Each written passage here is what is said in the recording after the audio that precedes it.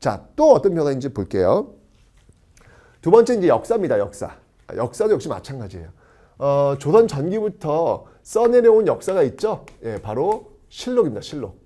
예, 이 실록은 이제 춘추관.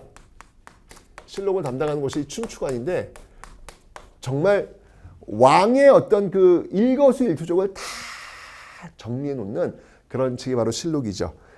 실록은 여러분들 잘 아시겠지만 네, 유네스코 네, 기록유산에 등재되어 있습니다. 유네스코 등재되어 있다라는 거 기억하시면 되고요. 조선 후기 오면 여러분들 이 조선 후기 오면 이제 우리가 세상의 중심이야.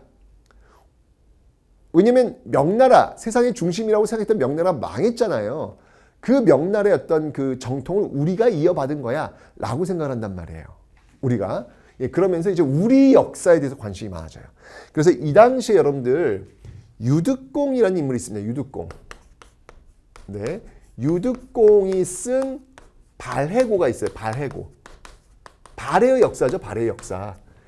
이 유득공의 발해고에서 이제 처음으로 남북국이라고 하는 용어가 등장을 하는 거예요. 남북국 시대. 남쪽에는 통일신라요, 북쪽에는 발해. 그래서 이 시대를 남북국 시대다. 통일신라만 있었던 게 아니라 북쪽에 발해도 있었다. 이게 다 우리나라의 역사다라고 해서 이 발해 역사를 우리 역사를 끌고 들어온 거예요. 예. 그래서 유득공의 발해고가 아주 대표적인 역사서로 또 남아 있겠습니다. 이것도 기억하시면 좋겠고요. 그 다음에 이제 지도를 볼게요. 지도를 보면 조선 전기 지도는 여러분들 이런 지도가 있어요. 어떤 지도가 있냐면 혼일 강리 역대 국도지도라는 게 있습니다. 이 혼일강리 역대국도지도는요 어떤 역사적 의미를 갖고 있냐면 이거는 여러분들 현존하는 동양에서 가장 오래된 세계 지도예요. 대단하죠 이것도 여러분들. 네, 현존하는 동양 최고 세계 지도입니다. 현존하는 동양의 가장 오래된 세계 지도라는 그런 타이틀을 이 혼일강리 역대국도 지도가 갖고 있는데, 근데 이 지도를 보면 알겠지만 여러분들 조금 이게 지도야? 라는 느낌이 들어요. 왜냐면 가운데 막 중국이 어마어마하게 커요. 예, 그러니까 이건 중국 중심의 어떤 지도. 실제로 그렇지는 않잖아요, 여러분들. 그죠? 근데 이 지도는 이렇게 표현하고 있다는 얘기죠.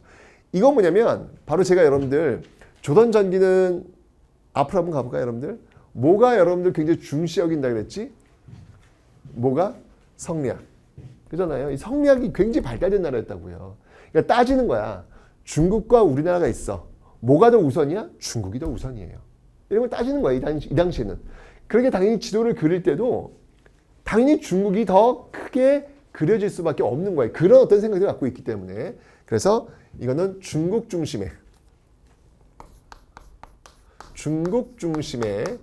그런 지도다라고 생각하시면 되겠습니다.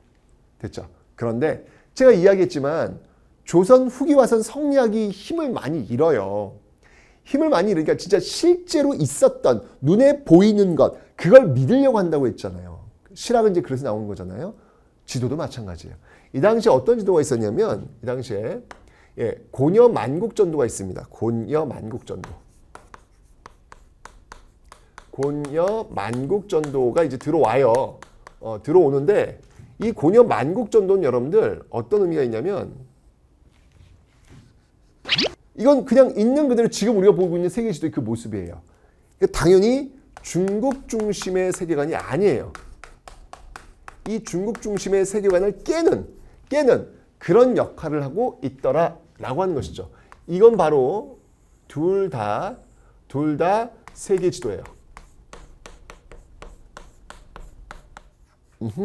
둘 다 세계 지도인데 이 혼일강리 역대국도 지도와 이 고려만국전도 이 두 개는 이렇게 다르다는 거예요.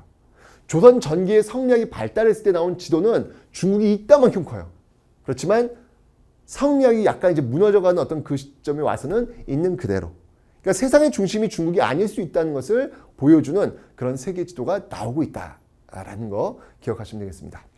그 다음에 여러분들 우리가 또 기억해야 될 지도가 있다면 네, 바로 김정호. 네, 김정호가 제작한 무엇이 있나요, 여러분들? 김정호의 대동여 지도. 그죠? 대동여 지도가 있습니다. 이 대동여 지도는 여러분들, 이 김정호의 대동여 지도는 이거는 뭘로 만든 거냐면 목판이에요, 목판. 목판으로 이렇게 인쇄를 했는데, 그러니까 목판에 인쇄할 수 있는데 이거는 대량으로 찍어낼 수 있다는 얘기죠. 필요한 사람이 있으면 언제 찍어낼 수 있다는 얘기죠. 근데 정말 여러분들 김정호는 너무 감사한 사람이에요. 왜냐하면 지금은 여러분들 왜 내비게이션이니 뭐 이런 거 있으니까 어딜 가고 싶어? 그럼 뭐 금방 가잖아요. 근데 이 당시 그런 게 없잖아요. 자칫 잘못 산에 들어가면 길을 잃을 수 있겠죠. 길을 잃으면 금방 밤이 되고 산 짐승의 먹이도 될 수 있어요. 잘못 들어가면 낭떠러지로 떨어질 수도 있어요. 길을 모른다고 하는 건 굉장한 두려움이에요. 그런데 김정호는 이제까지 있었던 지도의 어떤 그 정보를 다 추려가지고 누구나 볼 수 있도록 이런 지도를 만들어서 누구나 다 쓸 수 있도록 했다는 사실. 야, 정말 인생을 살면서 이런 인생을 한번 살아야 되겠구나. 누군가에게 도움을 줄 수 있는 삶. 김정호의 어떤 모습을 보면서 그런 생각이 들더라고요. 여러분들 이 대동여 지도는요, 이게 책처럼 이렇게 접혔다 폈다 할 수 있는 어떤 그런 내용이에요. 그러니까 어딜 내가 가고 싶어 그러면 그 부분과 관련된 지도 한 층만 딱 들고 가면 되는 거예요. 그래서 펴보면서 가면 되는 거거든요. 이걸 다 펴보면 세로 가로 쭉 피면 한 3m, 그리고 높이는 무려 7m에 이릅니다. 어마어마하죠, 여러분들?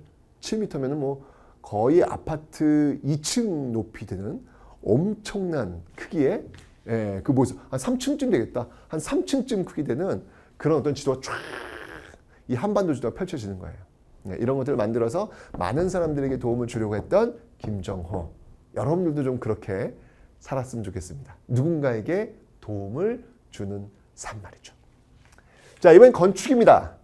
조선 전기는 주로 처음 나라를 세웠으니 막 궁궐이라든지 그 다음에 성리학을 가르치는 서원은 여러분들 학교예요, 학교. 이 서원은 교육도 담당하고요. 교육도 담당하고 제사도 담당합니다.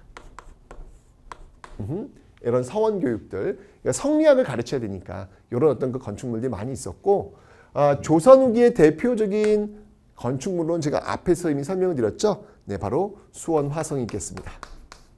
수원 화성. 네, 이거는 이제 정조 때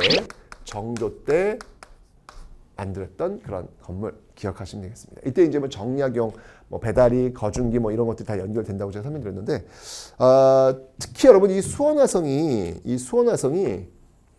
사실은 6.25 전쟁 거치면서 폭격을 많이 맞아요. 그럼에도 불구하고 지금 거의 100% 그대로 재현이 돼요. 그건 왜 그럴까요? 이 수원 화성을 만들 때 수원 화성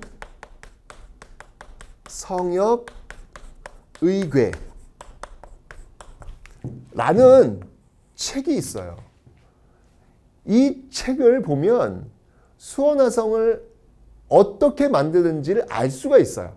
정말 꼼꼼한 의궤라고 하면 여러분들 정말 그 그림 같은 걸 그려가면서 아주 자세히 설명을 해놓은 그런 책이라고 보시면 그림책이라고 보시면 돼요. 그러니까 이게 있으니까 수원 화성이 폭격을 맞아서 무너져도 그대로 재현이 가능한 거예요. 엄청난 문화유산이 있는 겁니다. 이렇게 기록해 놓는다는 건 이렇게 중요한 거예요. 결국 이런 것들이 인정을 받아서 역시 수원 화성도 유네스코 세계유산에 등재가 될 수 있었던 것이죠. 그죠? 수원 화성 기억해 놓으시면 되겠습니다. 됐죠?